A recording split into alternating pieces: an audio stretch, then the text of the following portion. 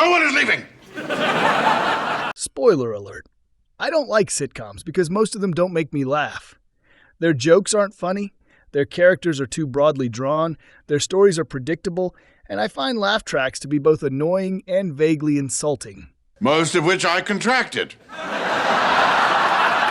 The only sitcoms I've loved in the last few decades are Sports Night, which wasn't a traditional sitcom, a Bravo series called Significant Others that was almost totally improved, NewsRadio, and Wings.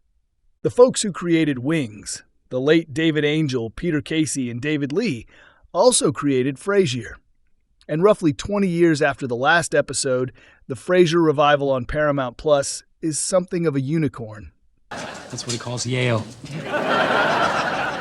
It retains the coziness and structure of a traditional half-hour comedy, but it isn't beholden to the format.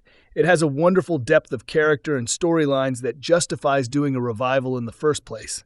And it's brought to life by a charming, versatile cast who continue to surprise. I hate sitcoms, but I love the Frasier revival for multiple reasons. The envelope that held the secondary cards. Welcome to Movie Spy. The Frasier revival is a refreshing kind of comedy. The series doesn't go for the easy jokes. The fundamental question with any of the numerous TV reboots and revivals is why? What makes the show worth going back to in the first place?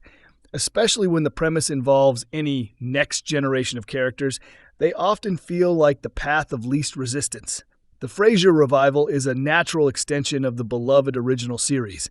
Sending Dr. Frasier Crane back to Boston makes sense for his character. Since the plot of the last series was about sending him to Seattle, there's a full circle quality to the idea. Even though Seattle is Frasier's hometown, the audience first met him in Boston on Cheers, so it feels like home.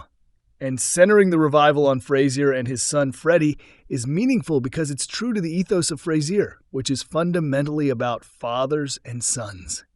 But while honoring the themes of the original show, the Frasier revival also fulfills the fundamental need of all sitcoms. It's actually funny. While that darned laugh track is still there, and it unfortunately gets in the way every now and then, there are genuinely hilarious moments as well as different kinds of humor, too. The writers' room led by showrunners Joe Harris and Joe Cristalli doesn't rely on witty one-liners or pop culture references or culture references of any kind considering the show. For those who like physical comedy, the Frasier Season 2 premiere has an entire subplot involving Frasier's nephew David battling a ham. Those who enjoy banter and wordplay can enjoy some huge monologues and sharp zingers, especially after the return of Roz Doyle. And anyone who enjoys out-of-control farces, well, there's more than one of those. The Frasier writers aren't just throwing out jokes. They're showcasing comedy in all its forms. They're finding the funny in moments and aspects of the characters where the audience expects it, not wherever they can cram in another laugh. Yet comedy is equally as much about timing and chemistry, and the revival has an ensemble cast who are uniquely suited to this unique sitcom. The Frasier revival has an incredible cast. Even the guest stars fit into the ensemble. The Frasier revival could have easily been a vanity project for Kelsey Grammer, especially without David Hyde Pierce and most of the original cast. Grammer is an iconic performer not only for his years as Frasier Crane, but for his Golden Globe award-winning role as Tom Kane in Boss and as Sideshow Bob on The Simpsons. He's still great as Frasier, but a new iteration of Frasier. He's not resting on his laurels, but playing the character with an extra ounce of life experience and an extra helping of well-intentioned aloofness. The late, equally iconic John Mahoney would be proud of how Grammer has transitioned Frasier into the space that Martin Crane filled in the original show. But I've been won over by the revival cast, who've gone above and beyond what's expected in their roles. There's an instinct to compare this show to the brief Murphy Brown revival, which featured Murphy and her son Avery. Despite the actors' best efforts, that relationship, and a lot about that series, just didn't connect. My disappointment over that show is another reason why I resisted the new Frasier. But the casting of Jack Cutmore Scott as Freddie Crane is frankly inspired. Cutmore Scott is a gifted comedian in his own right. He never plays toward a joke, and his reactions to other people are just as good. There are several Frasier bits that wouldn't work half as well or at all if he wasn't there. The fact that Freddie has a meltdown trying to explain to children why he dropped out of Harvard is one of Season 2's most hilarious scenes, not only thanks to Cutmore Scott's Go for Broke performance, but because of the irony. The actor graduated from Harvard. I'll also strongly recommend that Frasier fans check out Deception, a short-lived ABC show that largely rests on the wide range of Cutmore Scott's talents, including playing his own twin brother. Beyond that, I respect how several other actors have ensured their characters aren't just punchline generators. Nicholas Lyndhurst could just swan in and out, making Alan Cornwall the cliché, quirky friend that's found in so many sitcoms. And he does get a lot of the quippy one-liners, yet particularly in Season 2, he's shown the vulnerability that's lurking under Alan's sarcastic exterior.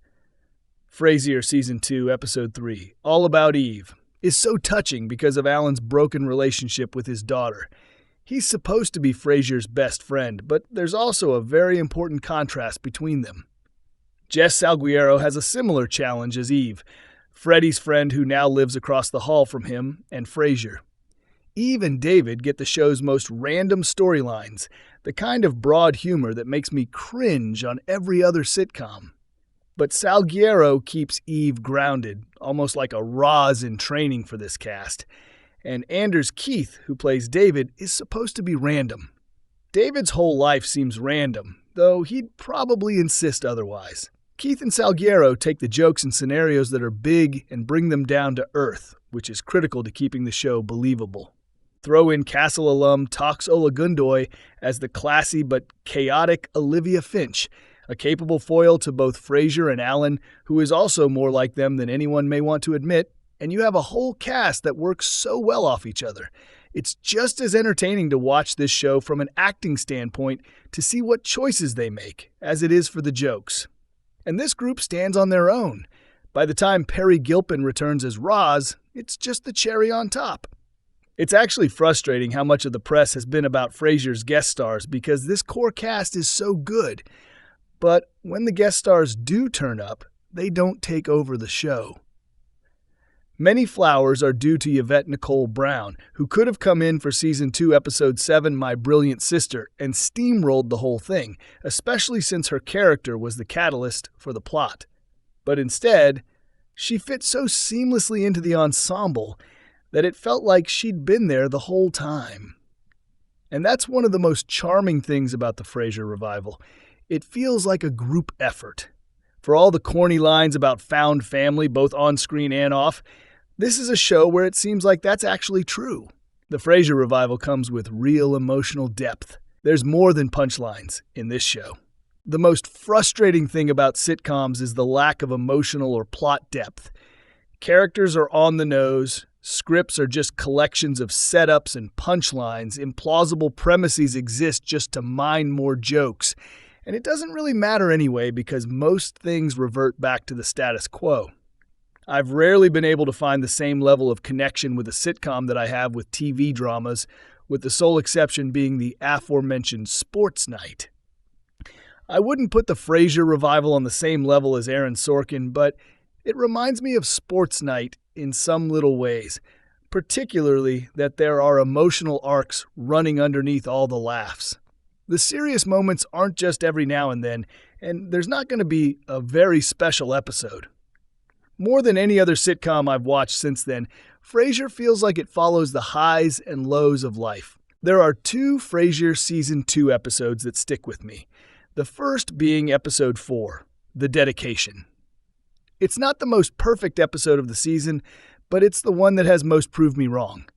I legitimately cringed when I read that the episode would focus on Eve getting closure over the death of her boyfriend Adam, because I thought there was no way that such an important subject could be done justice.